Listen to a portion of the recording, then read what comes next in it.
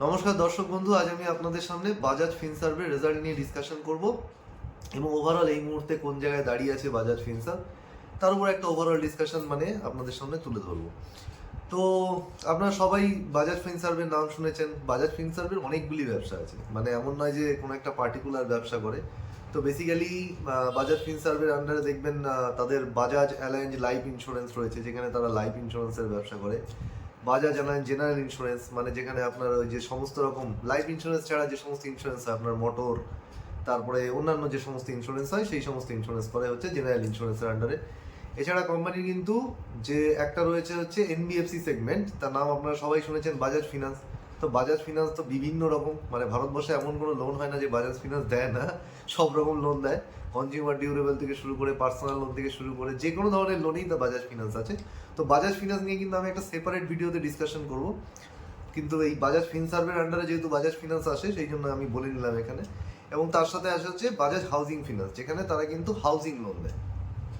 এবং housing loan দেয় হচ্ছে আপনার এই যে রেসিডেন্সিয়াল পারপাসে, ধরুন আপনি বাড়ি তৈরি করতে চাইছেন সেই জন্য যেরকম দেয়, তারপরে আবার হচ্ছে কমার্শিয়াল যে সমস্ত প্রজেক্ট হয়, এই যে বড় বড় কনস্ট্রাকশন প্রজেক্ট হয়, সেগুলোতেও কিন্তু তারা লোন দিয়ে থাকে। তো এই সব কটাকে মিলেই কিন্তু হচ্ছে বাজাজ ফিনসার্ভ, অর্থাৎ বাজাজ ফিনসার্ভের আন্ডারে কিন্তু বিভিন্ন ধরনের ব্যবসা আছে। এছাড়াও কিন্তু বাজাজ ফিনসার্ভ কিন্তু তারা অ্যাসেট ম্যানেজমেন্ট কোম্পানিও খুলেছে, তারা এখন মিউচুয়াল ফান্ড ব্যবসাতেও ঢুকে গেছে এবং মিউচুয়াল ফান্ড ব্যবসাও ধীরে ধীরে মোটামুটি একটা তাদের গ্রোথ আসছে। তাদের ক্যাপিটাল মার্কেট বিজনেস আছে। তো বাজাজ ফিনান্স হচ্ছে একটা পুরো আমরেলা, যার আন্ডারে কিন্তু অনেকগুলো ব্যবসা আছে। এর মধ্যে কিন্তু বাজাজ ফিনান্স এবং বাজাজ হাউজিং ফিনান্স এই দুটো কিন্তু হচ্ছে লিস্টেড কোম্পানি, শেয়ার মার্কেটে লিস্টেড। আর ইন্স্যুরেন্স যে পার্টটা রয়েছে, এবার এখানে ইন্স্যুরেন্সের প্রসঙ্গে একটা কথা বলে রাখি। আমি একটু আগে বলছিলাম যে বাজাজ অ্যালায়েন্স জেনারেল ইন্স্যুরেন্স আর বাজাজ অ্যালায়েন্স লাইফ ইন্স্যুরেন্স, এই মুহূর্তে অ্যালায়েন্স যে সংস্থা সেটা কিন্তু একটা ফরেন সংস্থা ছিল। সে অ্যালায়েন্স সংস্থার কাছ থেকে পুরো শেয়ার কিন্তু বাজাজ গ্রুপ কিনে নিয়েছে। এটা ছিল হচ্ছে একটা যৌথ অংশীদারিত্ব, বলতে পারেন জয়েন্টলি তারা অ্যালায়েন্সের সঙ্গে মিলেই ব্যবসা চালাতো। এবার অ্যালায়েন্সের থেকে হেলথ ইন্স্যুরেন্স সেগমেন্ট এবং লাইফ ইন্স্যুরেন্স সেগমেন্টেই মোটামুটি কোম্পানি বাজাজ গ্রুপ 97% অলরেডি কিনে নিয়েছিল, অ্যালায়েন্সের থেকে মেজরিটি যেটুকু অ্যালায়েন্সের ছিল তার কিনে নিয়েছিল, 3% বাকি ছিল। সেটা এই কোয়ার্টারে কিন্তু তারা মোটামুটি কিনে নিয়েছে, ফিরে এখন 100% কিন্তু তারা নিজেদের মধ্যে কিন্তু সমস্ত ব্যবসা নিয়ে নিয়েছে। তার এখন আর বাজাজ অ্যালায়েন্স নয়, বাজাজ লাইফ ইন্স্যুরেন্স এবং জেনারেল ইন্স্যুরেন্স। তো এই হচ্ছে মোদ্দা ব্যবসা। এবার যদি মোটামুটি আমরা পারফরমেন্স দেখি, তো মেন যে দুটো ব্যবসা, এর মধ্যে তো বাজাজ ফিনান্স এবং হাউজিং ফিনান্সের পারফরমেন্সও বাজাজ ফিনসার্ভকে রিফ্লেক্ট করবে, কারণ ওই দুটো হচ্ছে সাবসিডিয়ারি কোম্পানি। কিন্তু মেন যে দুটো এর ব্যবসা, যে দুটো হচ্ছে, একটা হচ্ছে এই হেলথ আর জেনারেল ইন্স্যুরেন্স, এই লাইফ অ্যান্ড জেনারেল ইন্স্যুরেন্স যেটা। তো এবার যদি আমরা জেনারেল আর লাইফ ইন্স্যুরেন্সের ব্যাপারে বলি, তো জেনারেল ইন্স্যুরেন্সের যে প্রিমিয়ামের কিন্তু কোনো গ্রোথ আসেনি, প্রিমিয়াম কিন্তু একদম ফ্ল্যাট। হেলথ ইন্স্যুরেন্স থেকে মেন ইনকাম কি, যে কোনো কোম্পানির মেন ইনকাম হচ্ছে প্রিমিয়াম। তো সেই প্রিমিয়ামেই কোনো গ্রোথ আসেনি। কেন গ্রোথ আসেনি? কারণ হচ্ছে কোম্পানি এই যে জেনারেল ইন্স্যুরেন্সের মধ্যে যে আপনার ক্রপ ইন্স্যুরেন্স আছে, এই যে কৃষকেরা যে সমস্ত তাদের শস্য নষ্ট হয়ে যেতে পারে তার জন্য যে ক্রপ ইন্স্যুরেন্স করায়, এছাড়া যে মোটর ইন্স্যুরেন্স আছে, এই মোটর ইন্স্যুরেন্স এবং ক্রপ ইন্স্যুরেন্সে তারা কিন্তু ইচ্ছাকৃতভাবে কম লোন কম তারা করিয়েছে, নট লোন, কম কিন্তু তারা প্রিমিয়াম পেয়েছে, ইচ্ছাকৃতভাবে কিন্তু তারা বলতে পারি এই ক্রপ এবং মোটর ইন্স্যুরেন্স কম সেল করেছে। ঠিক আছে, এর কারণটা হচ্ছে এই যে সেগমেন্ট, এই সেগমেন্টে কিন্তু কম্পিটিশন বিশাল। এবার কম্পিটিশন বিশাল হওয়ার দরুন কি হয়েছে, কোম্পানি কিন্তু মার্জিন কিন্তু এখানে অনেক কম, একদম ন্যারো মার্জিনে কাজ করে। কারণ হচ্ছে এত এখানে কম্পিটিশন, যার জন্য সবাই কি হয়, যে কে কত কম দামে আর কি আপনাকে পলিসি বেচবে, কে কত কম দামে আপনাকে ইন্স্যুরেন্স দেবে, সেই কম দামে দেওয়ার চক্করে কি হয়, সবার মধ্যে একটা মার্কেট শেয়ার নিয়ে কিন্তু একটা লড়াই চলে। মার্কেট শেয়ার নিয়ে লড়াই চলে বলে এই সমস্ত সেগমেন্টে কিন্তু মার্জিন কিন্তু কোম্পানির কিন্তু খুব কম। দ্বিতীয় ব্যাপারটা হচ্ছে যখন এই সমস্ত সেগমেন্টে ক্লেম আসে, ধরুন যারা এই যে পলিসি নিয়েছে তারা যখন ক্লেম করে, তখন কিন্তু একসাথে কিন্তু হিউজ ক্লেম আসতে থাকে। কোম্পানি যখন একসাথে হিউজ ক্লেম সেটেলমেন্ট করতে যায়, তখন কিন্তু তার কিন্তু একটা ওভারঅল প্রবলেম দেখা যায়। এবং কোম্পানি জানে এই যে ক্লেম সেটেলমেন্টের চাপটা কখন থাকে।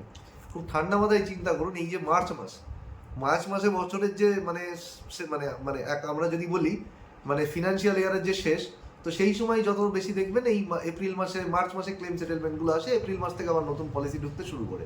তো এই সময় কিন্তু ক্লেমের চাপগুলো আসে। তো এটা হচ্ছে একটা সমস্যা যে এখানে কিন্তু একসাথে অনেক ক্লেম ঢোকে, এবং সব থেকে বড় কথা এখানে কিন্তু সবাই ওই কমে দেওয়ার চক্করে যেটা হয়েছে কোম্পানি কিন্তু মার্জিন কাউরি বেশিরভাগ মানে মার্জিন কিন্তু কাউরি বেশি থাকে না।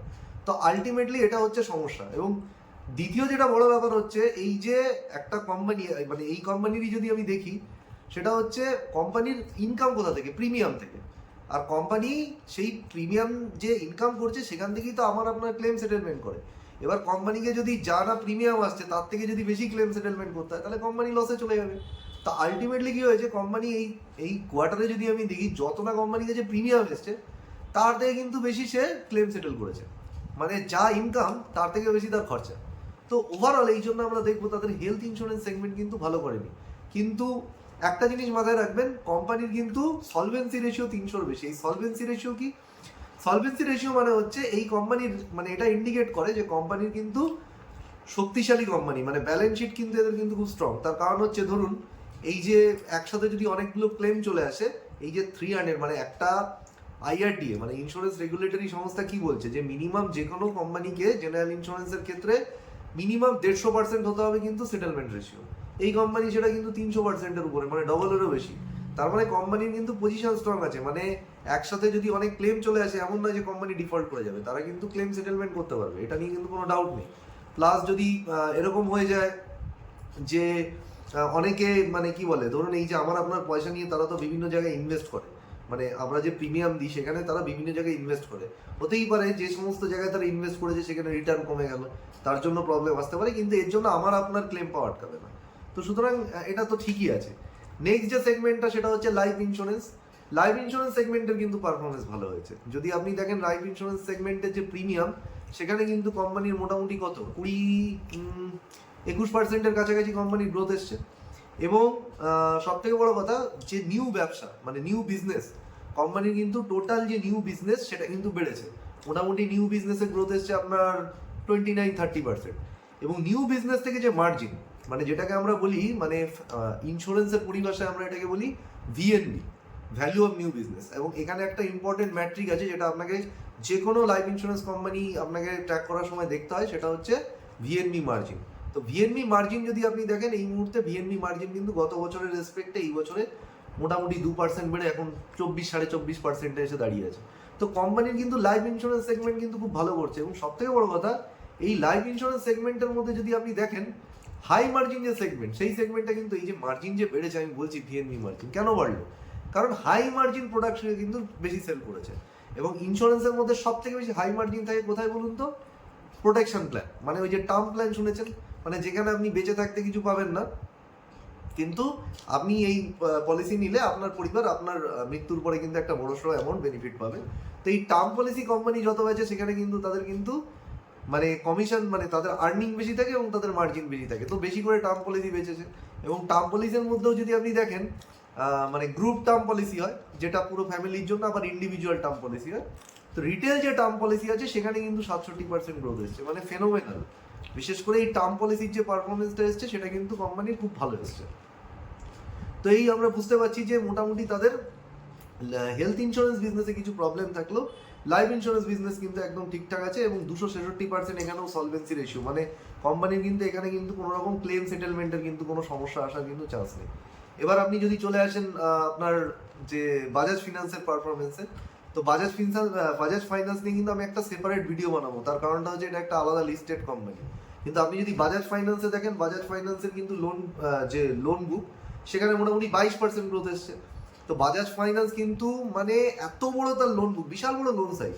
ইভেন যদি আপনি দেখেন কোটাক মহিন্দ্রা ব্যাংক, সেটা তো একটা ব্যাংক, তার যা লোন বুকের সাইজ তার থেকে বাজাজ ফাইন্যান্সের লোন বুকের সাইজ বেশি। সেই বাজাজ ফাইন্যান্স তার এত বড় বুকে মানে লোন বুকের উপর তার এত বড় যে অ্যাসেট ম্যানেজ করছে সেখানে সে 22% গ্রোথ করেছে, এবং এটা সে কন্টিনিউয়াসলি করে আসছে। সুতরাং বাজাজ ফাইন্যান্সে যদি আমি দেখি তার লোন বুকের গ্রোথে কোনো সমস্যা নেই। প্লাস সে নতুন অনেক কাস্টমার অ্যাডিশন করেছে, মানে তার ডিসবার্সমেন্ট যে নিউ ডিসবার্সমেন্ট লোন, নতুন লোন যে সে দিচ্ছে সেখানেও কিন্তু তার নতুন নতুন কাস্টমার এসছে, সেখানেও কিন্তু কোনো সমস্যা নেই। তাহলে সমস্যাটা এখানে একটা জিনিসেই আসছে, সেটা হচ্ছে অ্যাসেট কোয়ালিটি কিন্তু বাজাজ ফিনান্সের খারাপ হয়ে গেছে। গত কোয়ার্টারে আমরা দেখেছি অ্যাসেট কোয়ালিটিতে একটু সমস্যা ছিল। আপনি যদি দেখেন নন পারফর্মিং অ্যাসেট যেটা এনপিএ, গ্রস এনপিএ, সেটা কিন্তু মোটামুটি 1%-এর উপর চলে গেছে, যেটা কিন্তু বাজাজ ফিনান্সের ছিল কিন্তু গত বছর 1%-এর নিচে। তো সুতরাং আমরা এখানে দেখছি একটু অ্যাসেট কোয়ালিটির সমস্যা দেখা গেছে। আর একটা যেটা এখানে মানে সমস্যা, সেটা হচ্ছে কোম্পানির কিন্তু যে প্রভিশন, মানে প্রত্যেকটা কোম্পানিকে না যখনই সে কোনো লোন, মানে যখনই সে লোন দেয়, আরবিআই একটা রেগুলেশন দিয়েছে, মানে এনেছে, যেটা হচ্ছে সব কোম্পানিকে কিন্তু প্রথম থেকেই কিন্তু একটা হিউজ, মানে ভবিষ্যতে যে সমস্ত আপনার অ্যাসেট কোয়ালিটি খারাপ হওয়ার চান্স থাকতে পারে, মানে এরকম হতে পারে লোন দিল সেখানে কাস্টমার ডিফল্ট করে গেল, তার জন্য কিন্তু প্রথম থেকে একটা প্রভিশন সরাতে হয়, যেটাকে বলা হচ্ছে ECL, expected credit loss provision. ডিটেলসে আমি ডিসকাশন করবো আমার বাজাজ ফিনান্সের ভিডিওতে যে এক্সপেক্টেড ক্রেডিট লস জিনিসটা কি। কিন্তু আপাতত যেটা আমি বলতে চাইছি সেটা হচ্ছে যে এই ইসিএল প্রভিশনটা কিন্তু কোম্পানির কিন্তু বেড়ে গেছে। যদি এই ইসিএল প্রভিশন না বাড়তো তাহলে কিন্তু কোম্পানির প্রফিট গ্রোথ কিন্তু আরও বেশি বাড়তো। যদি আপনি এখন প্রফিট গ্রোথ দেখেন, মোটামুটি কোম্পানির 20%-এর কাছাকাছি প্রফিট গ্রোথ, মানে 20 কোথায়, আরও বেশি। মানে এই এক্সপেক্টেড ক্রেডিট লসের ব্যাপারটা যদি আমি মানে সরিয়ে রাখি, তাহলে কিন্তু কোম্পানির প্রফিট গ্রোথ কিন্তু আপনার অনেকটাই বেশি এসছে, প্রায় 27%। এটাকে বাদ দিলে প্রফিট গ্রোথ কিছুটা কম থাকে, এবং কোম্পানি কিন্তু হিউজ আরোই জেনারেশন করছে, মানে কোম্পানির আরোই কিন্তু 20%-এর আশেপাশে। সুতরাং যদি আপনি বাজাজ ফাইন্যান্স সেগমেন্টটা দেখেন, মানে যেটা তাদের এনবিএফসি আপ, সেখানেও কিন্তু কোনো সমস্যা নেই এবং কোম্পানি ভালোই করছে। শুধু একটাই জিনিস, এখানে অ্যাসেট কোয়ালিটির উপর কিন্তু আমাদের একটু নজর রাখতে হবে। তারপরে চলে আসি আমরা লাস্ট সেগমেন্ট, যেটা Bajaj housing finance. Bajaj housing ফিনান্সের যদি আপনি দেখেন, সেখানেও কিন্তু কোম্পানির লোন বুক প্রায় 23% রেটে গ্রোথ করেছে, এবং কোম্পানির কিন্তু প্রফিটও কিন্তু 20% রেটে গ্রোথ করেছে। তার কারণটা হচ্ছে প্রফিটের গ্রোথটা কিন্তু অ্যাকচুয়ালি মানে ট্যাক্স একটা রিভার্সাল পেয়েছে, ট্যাক্স রিভার্সাল ধরে কিন্তু প্রফিটের গ্রোথ আরও বেশি। কিন্তু আমি যদি ট্যাক্স রিভার্সালের ব্যাপারটাকে সরিয়ে রাখি, কারণ ট্যাক্স রিভার্সালের ব্যাপারটা এটা ওয়ান টাইম ব্যাপার, ওয়ান টাইম ব্যাপার নিয়ে আমরা বেশি একটা ফোকাস করবো না। এটাকে ধরিয়ে রাখলে, মানে এটাকে সরিয়ে রাখলে 20%-এর কাছাকাছি কিন্তু কোম্পানির গ্রোথ এসছে প্রফিটে। সুতরাং আমরা দেখতে পাচ্ছি কোম্পানির ওভারঅল কিন্তু সমস্ত যাদের সেগমেন্ট আছে, হেলথ ইন্স্যুরেন্স সেগমেন্টে মানে একটু প্রবলেম চলছে, এবং এই বাজাজ ফিনান্সেও কিন্তু কিছুটা অ্যাসেট কোয়ালিটির প্রবলেম আছে, কিন্তু ওভারঅল কিন্তু কোম্পানি কিন্তু স্ট্রাকচারালি খুবই স্ট্রং। সমস্যা যেটা এখানে, সেটা হচ্ছে গ্রোথের সমস্যা। আপনি যে কোনো বিজনেসে তখনই ইনভেস্ট মানে করবেন যেখানে আপনার গ্রোথের, আপনি দেখতে পাবেন যে বর্তমানে যে জায়গায় তারা দাঁড়িয়ে আছে, বা লাস্ট 2-3 বছর ধরে যে জায়গায় দাঁড়িয়ে আছে, সেখানে গ্রোথ মানে আরও বেশি আসার সম্ভাবনা আছে। কিন্তু সত্যি কথা বলতে গেলে এই ইন্স্যুরেন্স সেগমেন্ট যেটা নিয়ে তারা কাজ করছে, ইন্স্যুরেন্স সেগমেন্টে হ্যাঁ স্ট্রেংথ এটা যে তারা কিন্তু পুরো বিজনেসটা অ্যালায়েন্সের থেকে কিন্তু নিজেদের কাছে নিয়ে নিয়েছে। এইটা কিন্তু একটা বিশাল বড় স্ট্রেংথ, ফলে পুরো ব্যালেন্স শিটের উপর এবং কস্টের উপর কিন্তু তাদের একটা কন্ট্রোল চলে এসছে। কিন্তু মাথায় রাখতে হবে এখানে যে তাদের কিন্তু এই যে মানে গ্রোথ রেট যদি আমি দেখি ওভারঅল কনসলিডেটেড লেভেলে, মানে সমস্ত বিজনেস ধরে যদি আপনি গ্রোথ রেট দেখেন, সেটা কিন্তু মানে মানে অন অ্যান অ্যাভারেজ, খুব অ্যাভারেজ লেভেলে। তো সুতরাং এখান থেকে যদি মানে কোম্পানির গ্রোথে যদি আমরা মানে ভালো মানে মানে স্পাইক দেখতে না পাই, তাহলে কিন্তু ইনভেস্টমেন্ট হিসাবে কিন্তু খুব একটা অ্যাট্রাকটিভ নয়। এবং আপনি যদি দেখেন মোটামুটি currently price to book value, যদিও প্রাইস টু বুক ভ্যালু কিন্তু আপনি অ্যাপ্লাই করতে পারেন ওই হাউজিং ফিনান্স যেখানে লোন দিচ্ছে, বা বাজাজ ফিনান্স যেখানে বিভিন্ন লোন দিচ্ছে সেই ক্ষেত্রে। কিন্তু ইন্স্যুরেন্স বিজনেসের ক্ষেত্রে কিন্তু প্রাইস টু বুক ভ্যালু দিয়ে কিন্তু মানে এই ধরনের কোম্পানিতে না ভ্যালুয়েশন বের করতে গেলে আপনাকে এক একটা সেগমেন্টের এক এক রকম ভ্যালুয়েশন করতে হবে। আপনি লোন সেগমেন্টের জন্য price to book value use করতে পারেন, কিন্তু আবার যদি আপনি ধরুন ইন্স্যুরেন্স সেগমেন্টের ভ্যালুয়েশন করতে যান, তাহলে কিন্তু আপনাকে রিটেন ওই যে তার যে প্রিমিয়াম আছে, গ্রস রিটেন প্রিমিয়াম, তার উপরে কিন্তু আপনাকে করতে হবে। কিন্তু কথা হচ্ছে যে এরকম সেগমেন্ট ধরে ইন্স্যুরেন্স মানে যদি আপনাকে করতে হয়, তাহলে কিন্তু অনেকটা সময় সাপেক্ষ। তো তার জন্য আলোচনার সুবিধার জন্য আমি যদি প্রাইস টু বুক দেখি, যেহেতু তাদের একটা বড় অংশই কিন্তু লোনের ব্যবসা, তো প্রাইস টু বুক এই মুহূর্তে কিন্তু 3.6-এর কাছাকাছি। আর আপনি যদি মোটামুটি এখনকার রেসপেক্টে কোম্পানি যদি ধরে নিই আমি পরের বছর প্রফিটে 20%ও গ্রোথ যদি ধরে নিই, মানে আমি পজিটিভ ধরছি, মানে ওভার মানে ধরে নিচ্ছি কোম্পানি খুব ভালো করবে ওভার, তো সেই রেসপেক্টেও যদি ধরি, তো সেখান থেকে কিন্তু মানে খুব বেশি মানে আপসাইড যে অপরচুনিটি বা ভ্যালুয়েশন কিন্তু খুব একটা অপরচুনিটি আমি খুঁজে পাচ্ছি না। মানে ভ্যালুয়েশন অপরচুনিটি কিন্তু এখানে খুব কম। তাও আমি গ্রোথ রেট বেশি ধরেছি, গ্রোথ রেট কমিয়ে দিলে আপনি কোনো ভ্যালুয়েশন অপরচুনিটি পাবেন না। এই যে বাজাজ হাউজিং ফিনান্স দেখুন না, যখন মানে এর আইপিও এসেছিল, তখন কিন্তু স্টকটা 6 প্রাইস টু বুক ভ্যালু ছিল, কিন্তু কোম্পানি কিন্তু, তার মানে এই না যে বাজাজ হাউজিং ফিনান্স খারাপ পারফরমেন্স করেছে। বাজাজ হাউজিং ফিনান্সের সমস্যা হচ্ছে মানুষের যতটা এক্সপেকটেশন সেখান থেকে ছিল, সে সেই এক্সপেকটেশনটা কিন্তু মিট করতে পারেনি। এর জন্য আমরা দেখেছি যে এক্সপেকটেশন মিট করতে পারেনি বলে তাকে মার্কেটে যে প্রিমিয়ামটা দিচ্ছিল, সেই রেসপেক্টে তার গ্রোথ কিন্তু কম। কারণ আমরা যদি দেখি ওর গ্রোথ কত, মোটামুটি 23% গ্রোথ করেছে। প্রতি কোয়ার্টারে আপনি দেখবেন যে লোন বুকের গ্রোথ কিন্তু বাজাজ হাউসিং ফিনান্সের ওই 25-26-এর পাশেই থাকে। আপনি যদি দেখেন অনেক কোম্পানি আছে যারা অনেক কম multiple, price to book multiple অনেক কম ভ্যালুয়েশনে আপনি পাচ্ছেন, অনেক কম দামে আপনি পাচ্ছেন, কিন্তু তাদের লোন বুক গ্রোথ অনেক বেশি। তো আপনি নিজের পোর্টফোলিওতে তো তাকিয়ে রাখবেন যেখানে আপনি কম দামে বেশি গ্রোথ পাচ্ছেন। তা আপনি এমন একটা মানে যেখানে মানে বেশি গ্রোথ নেই কিন্তু সেখানে আপনি ভ্যালুয়েশন বেশি দিচ্ছেন, তো সেখানে সেরকম কোনো মানে এখানে মানে মিনিং দাঁড়ায় না। তো ওভারঅল যদি দেখেন ব্যালেন্স শিটে কিন্তু কোনো সমস্যা নেই। হেলথ ইন্স্যুরেন্স সেগমেন্টে সমস্যা আছে এবং হেলথ ইন্স্যুরেন্স সেগমেন্টে কিন্তু ওভারঅল আপনি যদি দেখেন ব্যালেন্স শিটের সমস্যা না, ওভারঅল কিন্তু গ্রোথের কিন্তু সমস্যা আছে। লাইফ ইন্স্যুরেন্স সেগমেন্ট মোটামুটি ঠিকই আছে এবং ওভারঅল যদি দেখেন তাহলে আমি বলবো এক কথায় বলতে গেলে খুব অ্যাভারেজ মিডিওকার বেট।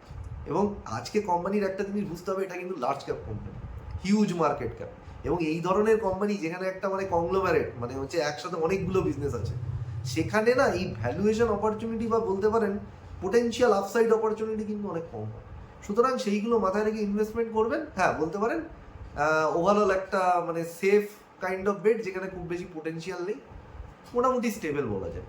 তো আপাতত মানে এই ছিল আমার অ্যানালিসিস। তো এই বলে আমি আপনাদের সামনে মানে আজকের মতো বাজাজ ফিনসার্ভের আলোচনা শেষ করছি। যদি ভিডিওটা ভালো লেগে থাকে তাহলে লাইক, শেয়ার এবং সাবস্ক্রাইব করবেন, এবং আপনাদের যদি কোনো রকমের কোশ্চেন থেকে থাকে বাজাজ ফিনসার্ভ রিলেটেড বা যা যা আমি টার্মিনোলজি ইউজ করছি সেগুলো রিলেটেড, তাহলে অবশ্যই কমেন্ট বক্সে জানান এবং বন্ধুদের সঙ্গে ভিডিওটিকে শেয়ার করুন। একটা কথা, আমি কিন্তু বাজাজ হাউজিং ফিনান্স এবং বাজাজ ফিনান্সের কিন্তু আলাদা ভিডিও বানাবো, কারণ এই দুটো কিন্তু আলাদা লিস্টেড কোম্পানি। তো এই বলে শেষ করছি, ভালো থাকবেন।